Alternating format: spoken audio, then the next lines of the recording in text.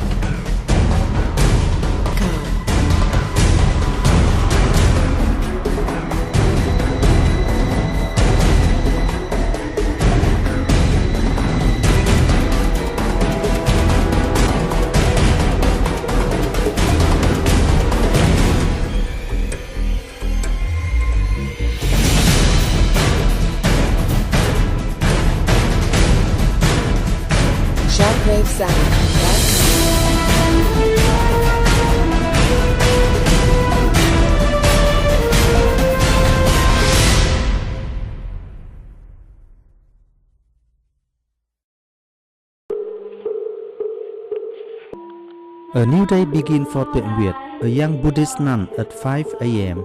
by 1 hour praying in Lingtiu Pagoda in Spandau, Berlin. The 22-year-old nun is taking care of the pagoda, together with 7 other nuns and their senior monk. For Tuệ Nguyệt, every day is nearly the same and very simple, cleaning, cooking, and assisting Buddhists and visitors. She also intercedes for dead people whose family entrust their soul to the pagoda through incense and prayer every day. I'm usually busy on the first day of the month, full moon days, and during Buddhism celebrations. On this occasion, we welcome hundreds of Buddhist followers and visitors. During her free time, the nun does things that a young girl does, such as reading Buddhist books, surfing the internet. Her private space is decorated with girls' small favorite things. Like a teenager, she has her own idol, a young, handsome, and famous Indian Latma. According to Tuệ Nguyệt, there are 2 reasons lead Vietnamese people to Buddhism. Firstly, people who feel they are inborn Buddhists, and secondly, people want to forget their pain. Tuệ Nguyệt belongs to the first group. Some people might say the life of a Buddhist nun is very boring, with no family, no sex, no pub, no dance, just vegetarian food, praying and working. I'm very happy here. I love this quiet, peaceful atmosphere at this pagoda. My life is very useful because I don't live for myself. I do charity activities and I have a good environment to practice Buddhism. Sometimes Nguyệt return to assist the disabled and poor people in cooperation with some pagodas in Vietnam.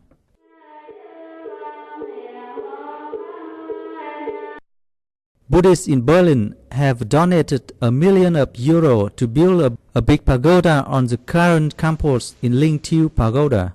The new pagoda will open next year. She said her pagoda is becoming more famous in Berlin.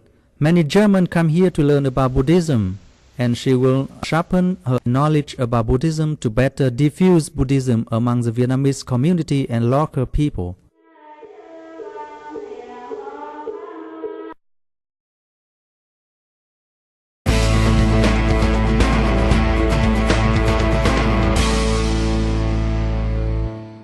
Many migrants to Germany, especially from Africa, face difficulties with the German migration laws.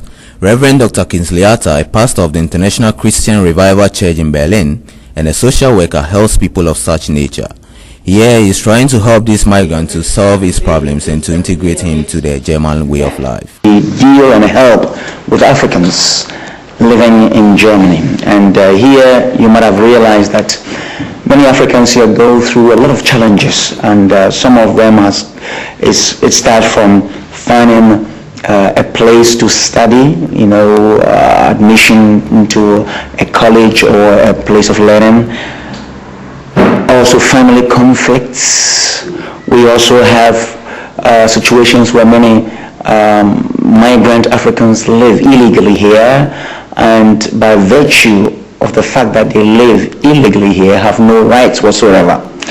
and they fall sick and they cannot see the doctors. They are hungry and they have no food to eat. And years come and go and their years are wasted. Every day, an average of 15 people come to seek counseling at his office. He says they come with different problems, among them is cultural diversity. Many migrant families here have conflicts raising up their children. You know, these children were born here in Germany, and there's a conflict of traditions and culture. His church funds this project and help immigrants to regularize their stay and support them with legal counsels. However, he advises that the situation here in Germany is not at all rosy, contrary to perceptions back home. We encourage them to tell the truth when they ship an old car to Africa or buy an old fridge to Africa, to tell the truth, how the situation here is, what they actually did here,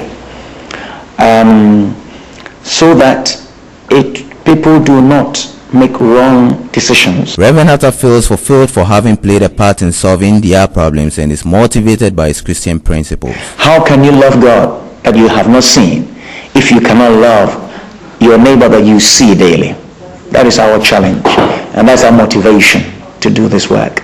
This is the work of one man, making a difference in the lives of many migrants in Germany.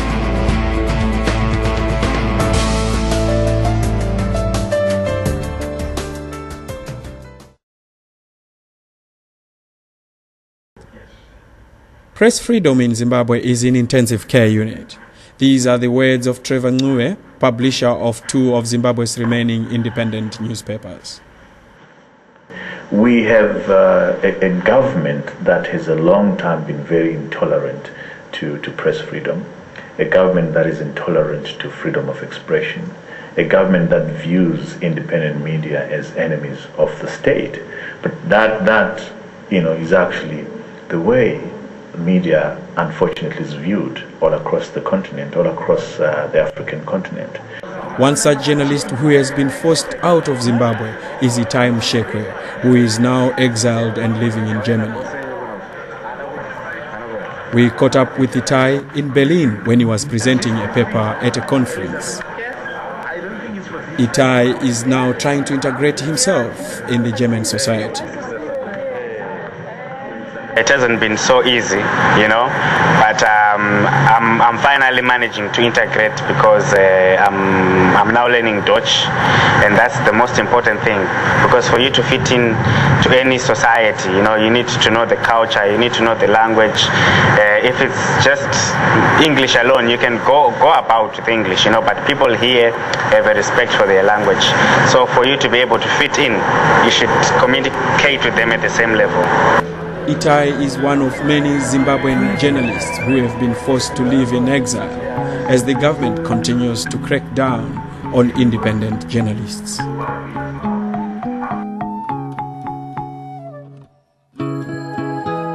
ShockwaveSound.com.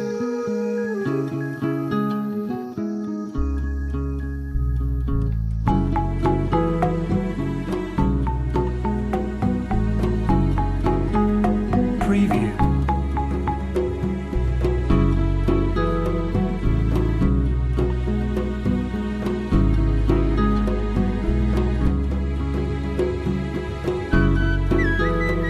ShockwaveSound.com.